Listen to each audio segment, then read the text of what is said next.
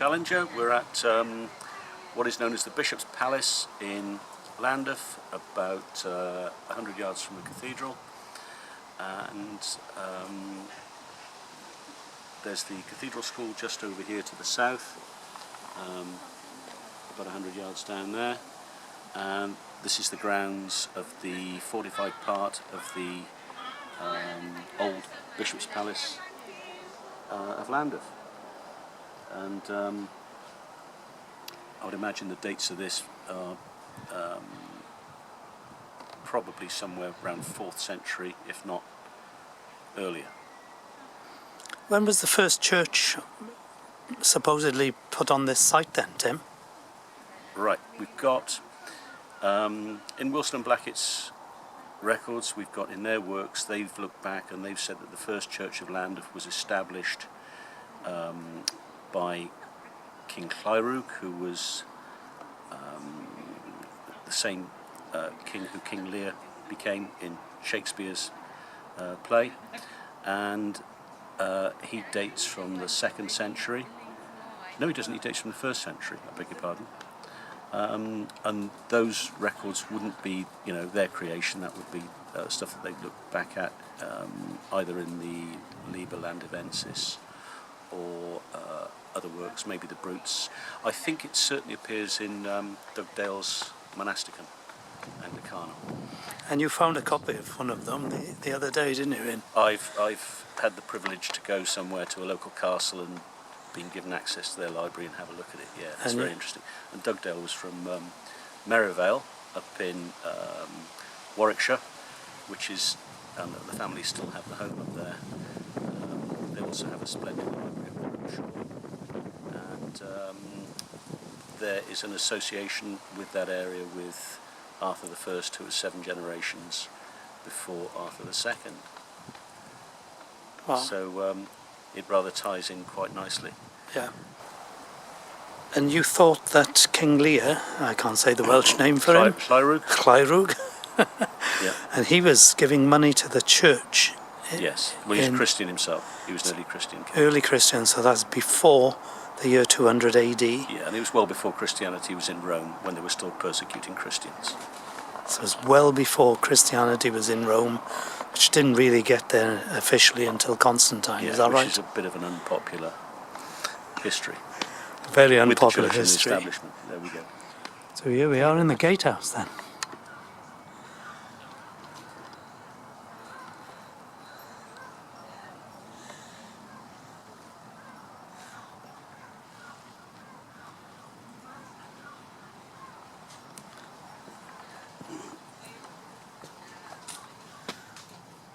Yeah, you can see there were turbulent times if they needed to have this sort of fortification, can't you? Definitely. So protecting the cathedral, etc., from raiding Vikings and Saxons. Yeah, and protecting the bishop as well. From his own flock. And it may well have been a later thing where you had bishops who weren't British bishops, who weren't exactly liked by the local the locals, Would there have been a problem with the country religion, the pagan religion? The Druids, maybe? No, not at all. When Christianity, there's this is Wilson and Blackett again. There's evidence there that according to them, that the Druids were the first people who were invited to be members of the Christian Church and actually lead it. So there was, it appears there was quite the opposite. There was no conflict. It was a symbiosis and a very mutual understanding of spirituality and similar ethics. And I think one thing that's also appeared in their work, which I recall, is that if you go further back with the Hebrews weren't a tribe of any description. They were a group of like-minded people. Ah. And that's and out of Egypt. So the early Hebrew and the Egyptian were very, very similar to the early British language because they all had the same root. So there was no no problem with that, and that's why Ross's work and And as you say, the leaves are pretty, but it is on the hieroglyphs is so easily relevant to all that. You know, it just all dovetails in properly. Yeah. There we go. Well, I saw a coin on Facebook discovered the other day, and it was Hebrew, but it looked exactly like Coilburn. Yeah, It's, you know, to an untrained person, you couldn't see much differences. yeah, yeah. So with the Druids, do you think it's because they maybe believed in everlasting life or survival of consciousness beyond physical death, which is essentially the Christian message, isn't it? I suggest it's due to the fact that they had a common belief in the continuation of the spirit after death. Yeah. And yeah, that would be pretty fundamental. And that early type of Christianity, which is shown in the Nag Hammadi scripts and shown in the Dead Sea Scrolls, is a bit different to our current Christianity, which is agnostic, which is unknowing. There we go. So that's the meaning of the word agnostic, is it? So I always thought I was. Ignorant. Well, I definitely was. Yeah. I used to think I was agnostic. I definitely was. Maybe we all still are. Maybe I'm a little more enlightened now through videos about our ancient history. So we're going through the gatehouse into the light. So where did you go to school then, Tim? Junior school was around the corner on the left. Sorry, that was my infant school. My junior school was down there, just behind this white building, and my third school was down there through that door. So, geographically, rather close to each other, I would say. And hence Yeah. an in-depth knowledge of this area. Yeah.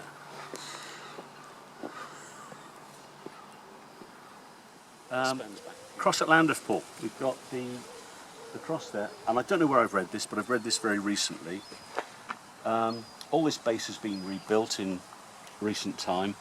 The cross is not original, although I think possibly the bottom half of it might be, because the bottom half of the cross, if you look at it, looks a lot older than the thing. And certainly the socket in the base, in this bit here,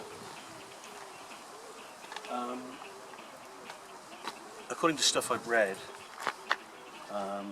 don't ask me to tell you where, but the socket was the important bit. In the early church, was in British it was a core, and core means either choir or what else?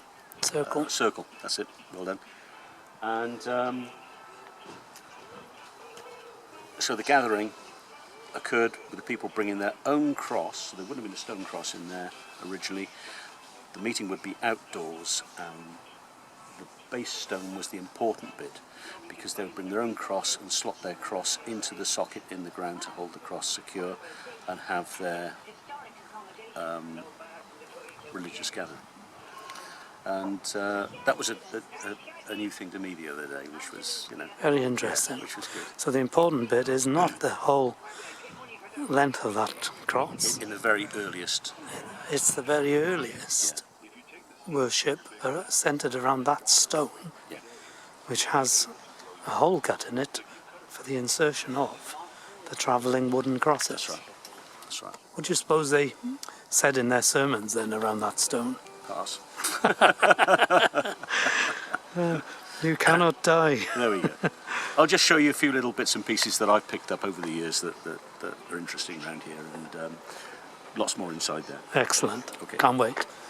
And there's the cathedral, and it's had a little bit of work on it by the look of it. And that's the old bell tower that used to be a pub. And What was behind the pub? so that's the bell tower that was behind a public house.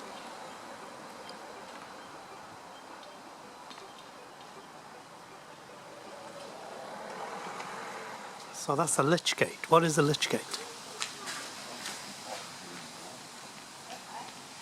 Oh, the lich gate is what you get on the path going into a church, isn't it? Yeah. With a little roof over it. And here we have a fabulous example of a stone roof. It's not a very deep slot, is it? Um, More likely a font. Font or a cross stone? Don't know.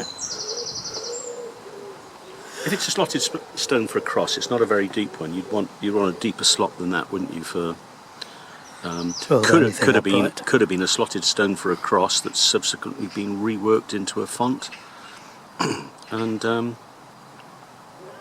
at some point. So this area is where the German mine of 1942 landed and blew out that wall there then, is it? Yeah, you can see the newer stonework that's in there. The actual mine landed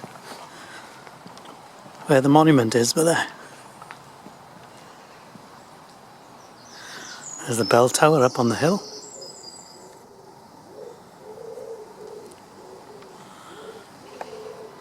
It's impressive, mind, isn't it? Even if it is all Norman. It is. And what did you say? It's all Norman. Norman. Everything's Norman. Even the bishop is Norman. I don't know. Everybody's Norman wisdom. And the friar is Norman. What's this cross here then? That's somebody's memorial.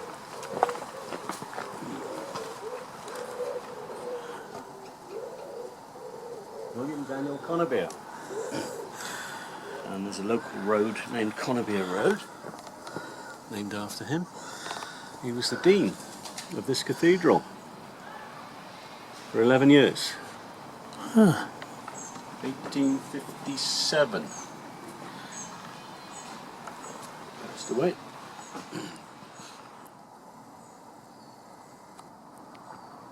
George slaying the dragon. Cross on the shield. A cross on the shield, yeah. And he's an angel. Yeah, and he's enlightened because he's got the halo around his head. So he's St. George. Or Gwyrth in Welsh. Gwyrth. How do you reckon that's spelled? G-W-E-R. G-W-E-I-R double D. And who is Gwyrth in? Well, there's a St. George's, place called St. George's, just to the south of St. Fagans in Cardiff. And St. Fagan was an early bishop who went to Rome to consult. And I think he was 2nd century. Right. And of course, there is a place called St. Fagans next to St. George's. Right. Yeah. So you think that is the St. George then? I wouldn't be surprised. Right. That's something for somebody to look into. There you are. Well, I'm thinking, Alan Wilson says in one of the books, possibly Holy Kingdom, that Joseph of Arimathea Received that shield. received the shield. Yeah. The red cross on the white background. Who did he receive it from? Well, was that Gwyrth or was it Averagus? We'll have to go back and reread it. Well, Too much info. What I'm thinking is, St. Arimathea Yeah. did a walkabout, went up through Clewell, which is by Crickhowell, Yeah. left a stone showing the progress. It wasn't progress through Wales, it was progress from the Middle East to get to Britain, passing the pyramids. In other words, it's the Exodus and the journey of the 10 tribes. So it's supposedly lost. And he takes a big white banner up to Gwyrth. I can't say it. Gwyrth. Yeah. Gwyrth. Up to Gwyrth, who was in the Midlands, Yeah. hiking of Britain at the time. And the the white banner had a great big red cross on it. So the English flag of a white banner and red cross is the oldest on the island. There we go. But of course, our heraldry only started with the Normans. There was no heraldry before that. So did nobody have flags? Unless, of course, we find something in the cathedral that disproves that. Oh, excellent. Apart from that. Excellent. And I think we will. Okay. Interesting thing here, Paul, is somebody has laid out a beautiful little garden of remembrance. It's situated on the north side of the Duthford Chapel. which has got the window of the kings in it. And actually, that's the window of the kings there. And we've got a situation where the dimensions of the first church in Llandaff was said to be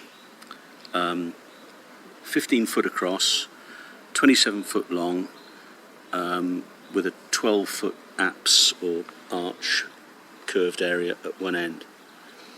And interestingly, whoever has designed and laid out the garden has used precisely these same dimensions that were written down for the first church in Llandaff. Obviously not a cathedral then, but the first church in Llandaff, dated probably 1st or 2nd century. I've got an old map with founded 863 on it. 163 on it. I've seen various other maps, old maps with 160, 180. So this church was here particularly early. Whether this was the site, who knows? But very interesting that somebody's taken those dimensions and used it for a garden of remembrance. So if somebody knows something. And you know quite a bit, Tim. Somebody knows something. Very interesting.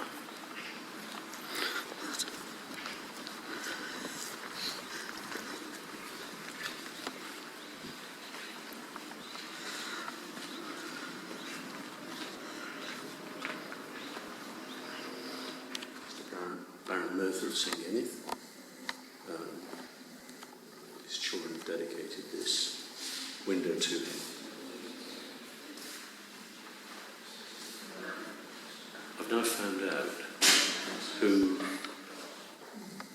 King Cadwallader is a title, it's not a name. Cadwallader isn't somebody's name. But I've now found out who that Cadwallader is. Because I didn't know who he was. Yeah. And I thought at first it was Gwaedneth, who was one of Arthur's sons. All right, yeah. But it's not. It's Morgan. Morgan of Glamorgan. Morgan Munvawr. That's him. So what you've got is you've got King Tudrig, who is King Arthur's granddaddy. We know where he's buried. We've got King Arthur. We now know where he's buried. Arthur II. And we've got King Morgan, and I'm sure in the books we know where he's buried. It might be Herefordshire. I can't recall where it is, but we do know where Morgan Munvawr is buried. So you've got 3 kings, all part of the same family. Isn't it true that you're not allowed to put a picture of a king on a window in a cathedral unless He was a king. he was a king, an actual person, actual king? I haven't seen Mickey Mouse or Ronald McDonald in a window, so I reckon he's true. I reckon he's a real person. And of course the big question is then, if we've got King Arthur and his granddaddy, King Tudrig, and King Arthur's son, King Morgan Munvawr there, it asks the question, where is King Myrick? Okay? And he's over there with that lady, the tomb's to your left there. That's King Myrick's tomb. And he's not a saint because his body is corruptible and has rotted. So he is a king who did not become a saint. King Tudrig retired to, in 555 AD, retired to Mathen. No, he didn't. He was buried at Mathen. He retired to Tintern. Yeah. And he was killed in a raid by the Saxons coming across the ford at Tintern. And he wanted to be buried on Flatholm in just off Cardiff there. But he didn't make it. He died on the way. His son Myrig tending to him at Pwll and Tudrig dying at Tudrig's well. And then they built a church around him at Mathen called St. Tudrig's, and it's still there today, and it's the most impeccably looked after church.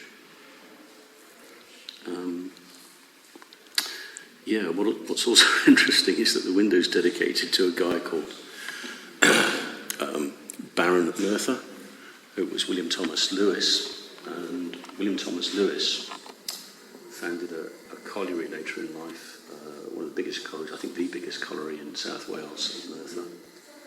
And but as a younger man, he had a job looking after the Marquis of Bute's affairs, and by that, all of his agricultural assets, all of Marquis of Bute's mining assets, all his railways, all his shipping, all his urban developments, all the land that he owned, and William Thomas Lewis would be in a perfect position to look at all the deeds for all the lands that the Marquis of Bute had, and so therefore he would have known everything about the Welsh history. Hence, his family commissioned this beautiful window in his memory, and it was dedicated to the church, I think, in 1919. I can't quite see that. I think it's 1919 it was dedicated. In a couple of years, King Arthur was removed from all the Welsh school history books in, I suspect, what might have been a tit-for-tat hit on the Welsh for declaring their true heritage and Arthur's existence. You going? What's interesting about this then, Tim? This is a monument here to the Right Honourable John Nichol, who died in 1853 in Rome. What I find interesting about this, I don't know much about the younger John Nichol, for whom this is his tomb, but his father was I believe he was a judge, and I don't know if it was Court of Session, but he was an advisor anyway to Parliament, and he was a legal advisor to Parliament. I forget which particular arm of government. And he bought Merthyr Mawr House. He married locally, bought Merthyr Mawr House, which had, and spent a massive amount of money redesigning it. He knocked it down, rebuilt it, but the house had a library of over 30,000 books, many of them local. So John Nichol Sr., again, would have known all about the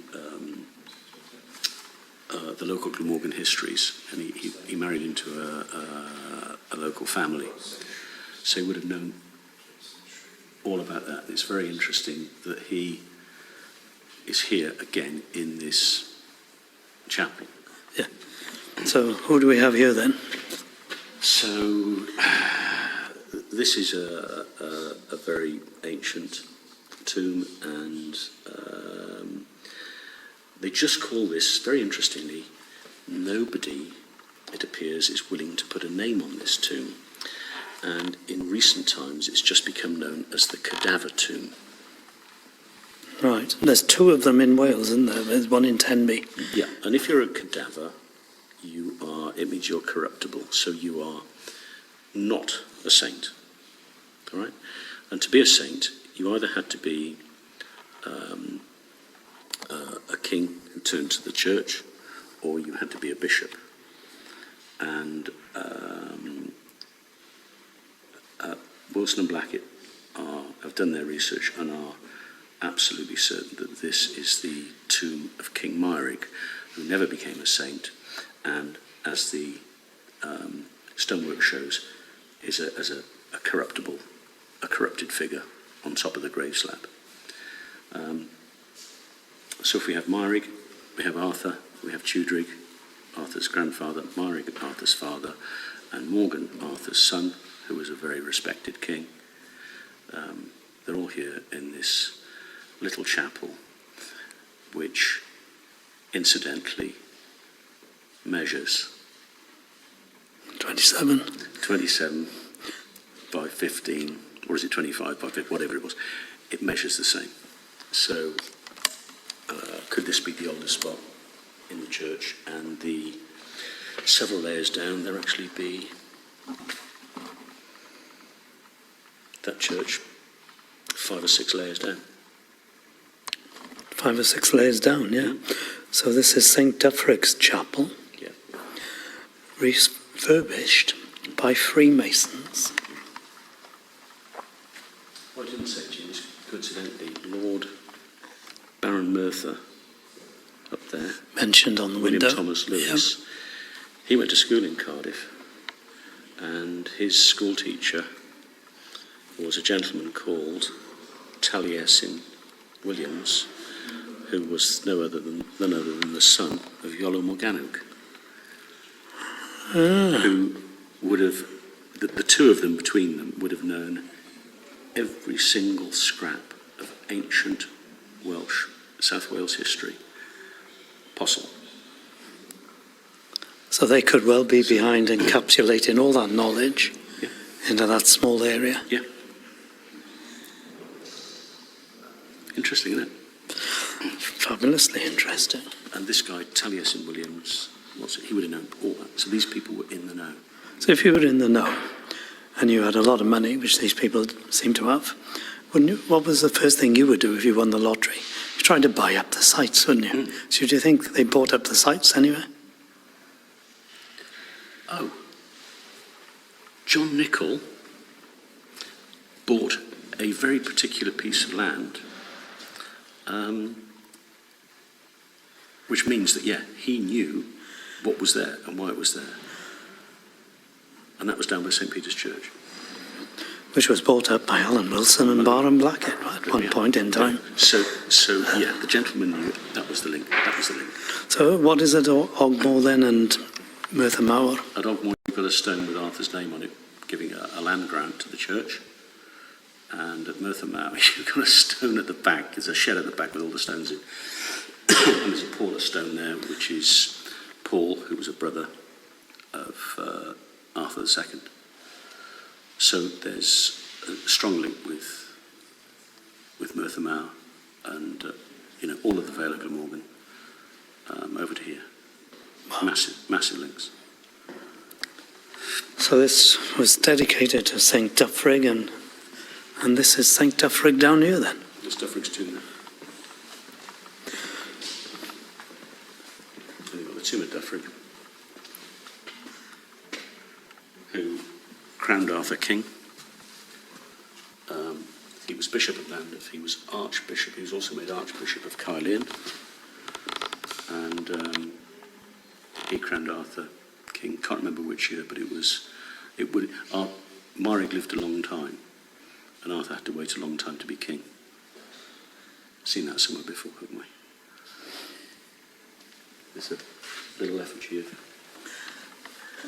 said to be Christ preaching from the pulpit in down in Dyfrig. Somewhere in Wales, no doubt. Yeah, well, Dyfrig was from Herefordshire.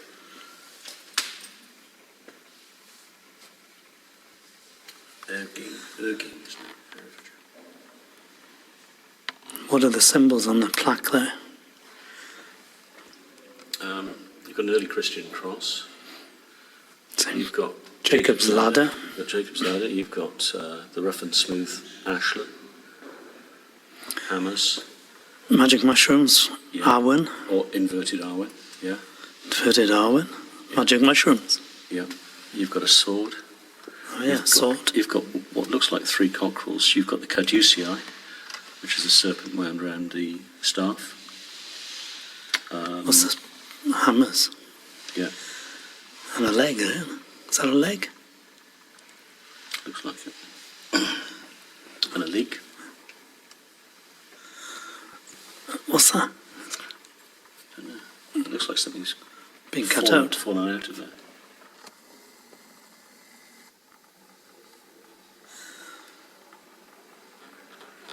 The so-called Celtic cross.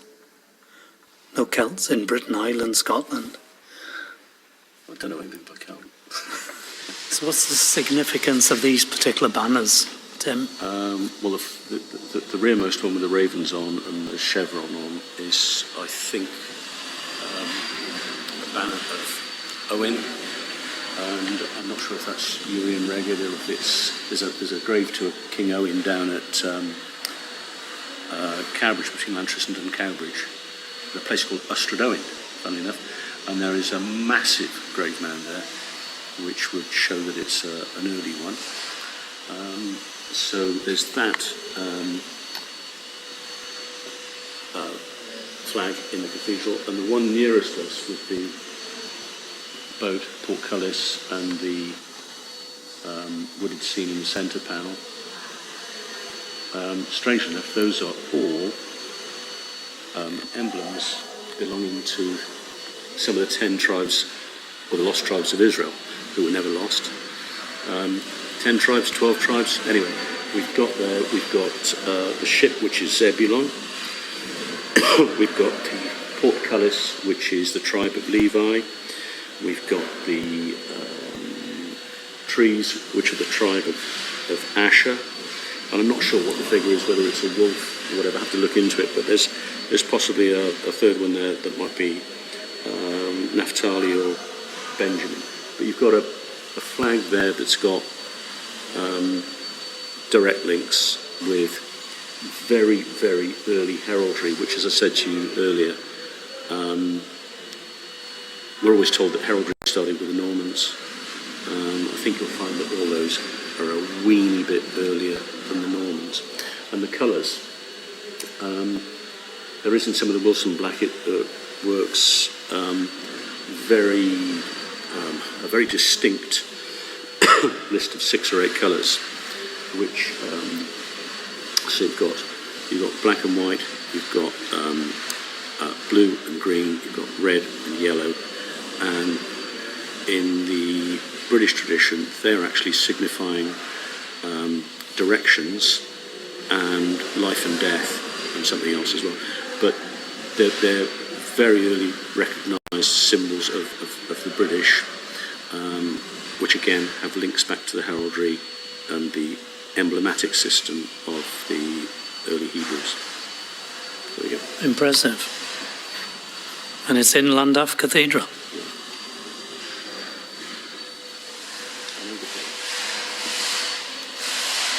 3 faces carved onto one. You only see 2 at a time generally.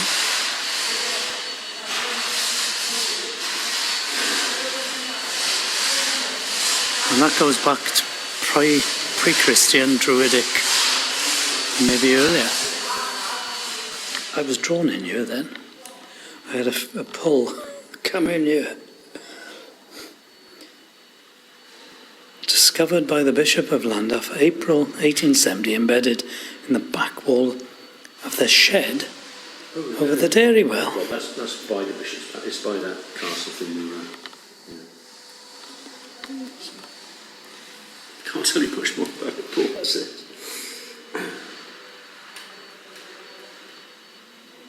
What's an ashlar? Ashlar is you either get smooth or rough ashlar, and it's stone. So the base of that is smooth ashlar. What are they saying? I'm not saying anything about that. They're talking about that panel there. Yeah.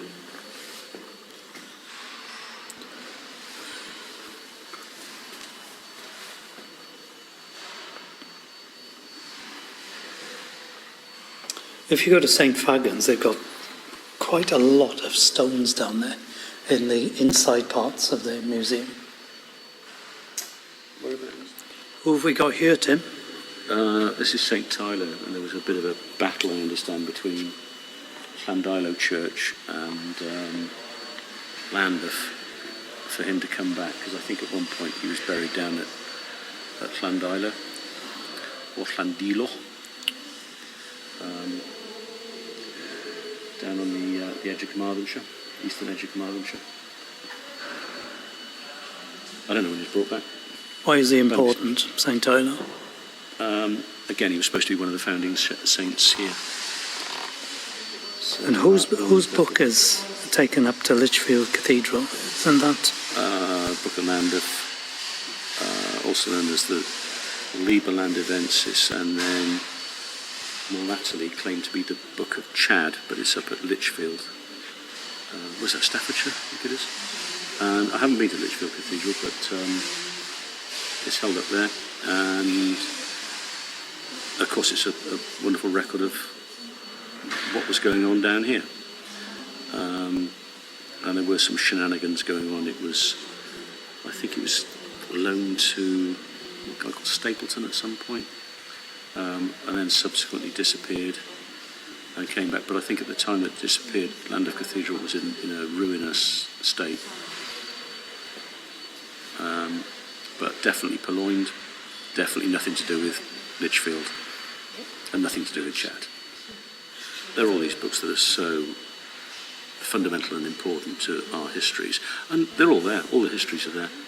Worcester and Blackett done a stupendous life's work. Yeah. They've probably done in their lifetime the amount of work that it would take a score of other people to do. And it's just phenomenal.